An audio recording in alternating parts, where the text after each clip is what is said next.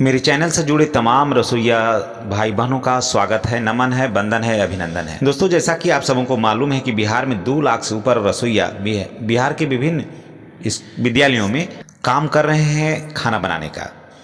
कुछ विद्यालय में एनजीओ के माध्यम से खाना आता है, बाकी लगभग 90% से ऊपर विद्यालय में आज भी रसोइयों के माध्यम से खाना बनता है। रसोइया का काम होता है सुबह के लगभग 9 बजे से के आसपास विद्यालय आ जाना और 3 बजे शाम तक विद्यालय में ही बने रहना। जी हाँ, इतने दिन भर बने रहने के बाद भी रसोइयों का मानदेय मिलता है सिर्फ 1650 रुपया। जी हाँ, ये बहुत ही दुख भरी बात है और इतना कम पेमेंट पर देश के किसी भी भाग में आज तक काम करने वाला कहीं नहीं है जितना कम पेमेंट पर रसोइया काम करती हैं। जी हाँ, रसोइया में बहुत सारी महिलाएं भी हैं, बहुत सारे पुरुष भी हैं जिनका पूरा घर का दायित्व इन्हीं रसोइया के ऊपर में है। इसी में इनको शादी करना है, ब्याह करना है, बाल बच्चों को पढ़ाना है, अपने घर का जीविका चलाना है। रसोइया में वही काम करते हैं जो असहाय होते हैं। लेकिन सरकार ने ये कभी ध्यान नहीं दिया कि इन असहायों का पेमेंट क्या होगा, इनका मानदेय क्या होगा। इस पर कभी भी सरकार गंभीरता से, बल्कि काम के तले ये लोग आते हैं सुबह के 9 बजे से लेकर के शाम के 3 बजे तक विद्यालय में अपना माथा खपाते रहते हैं। लेकिन इनको मिलता क्या है? कुछ भी नहीं। जितना इनको मिलता है ये पैसा सिर्फ 2 दिन में इनका खर्च हो जाता है। या जिस दिन 1600-1650 रुपया लेके बाज़ार जाती हैं बहनें, रसोइया बहनें जो बाज़ार जाती हैं, या रसोइया भाई जो हैं बाज़ार जाते हैं, वो बाज़ार में इनका झोला खाली का खाली ही रह जाता है और ये ठगा ठगा महसूस करते हैं।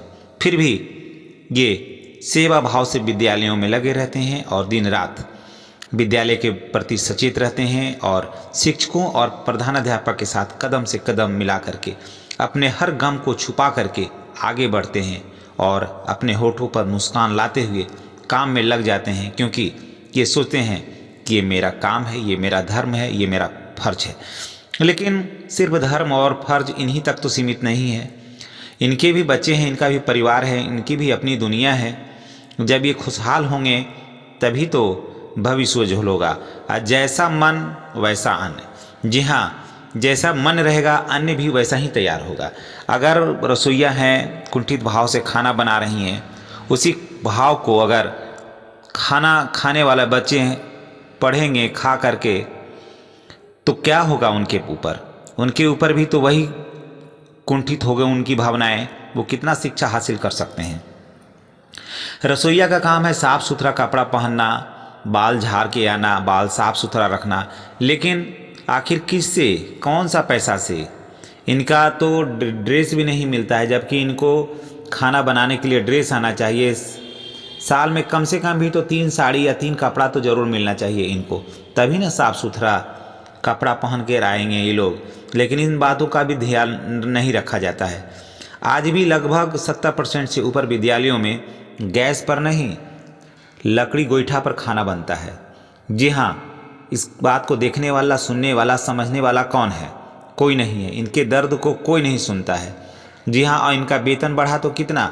2000। अब बताइए कि पहले मिलता था 1650, अब वेतन बढ़ा सिर्फ 2000 रुपया।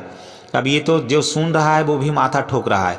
और सरकार बड़ी गर्व से कहती है कि रसोइया के मानदेय हो गया दुगना। लेकिन ये भी तो जानना चाहिए कि रसोइया का मानदेय था कितना? 1650 रुपया।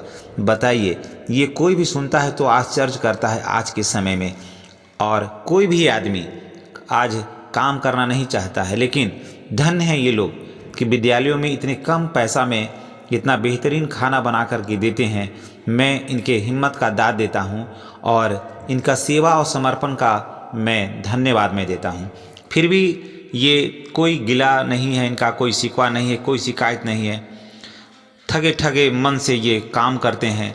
और कहें तो किससे, इनकी बात सुने तो कौन, इनकी बात जाने तो कौन? क्योंकि ये लोग पढ़े लिखे ज़्यादा नहीं होते हैं, इनके पास यूनिटी नहीं है, इनके बात कोई समझने वाला नहीं है, तो ये हड़ताल भी नहीं ठीक से कर पाते हैं। ये लोग अपनी बात रख भी नहीं सकते हैं। इन सभी लोगों के पास मोबाइल भी नहीं है ताकि कहीं कोई वीडियो देखे, जाने, समझे, अपनी बात को कह सके, भावनाओं को व्यक्त कर सके।